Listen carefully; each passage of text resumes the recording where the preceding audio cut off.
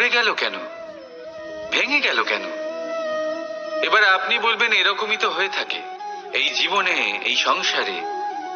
আঘাত লাগার পরে আমাদের হাতে যা থাকে তা পড়ে যায়, যা তৈরি হয় তা ভেঙেও যায়। কিন্তু এটা কি সত্যি? আপনাকে একটা কথা বলে রাখি, আঘাত পেয়ে পড়ে যাবার পরে সংসারের যে কোনো বস্তুই হাত থেকে পড়ে যাক না কেন, সাফল্য অবশ্যই আসে। যতই খারাপ ভাবে আপনি পড়ে যান, আপনি আঘাত পান, ভবিষ্যৎ অবশ্যই ভালো হবে। কারণ এই আঘাত,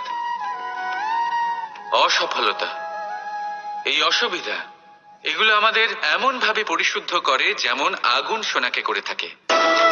সেই জন্য জীবনে শুধু সামনে এগোতে থাকুন, দৃঢ়তার সাথে এগোতে থাকুন, আর কখনো আঘাত পেয়ে পড়ে যেতে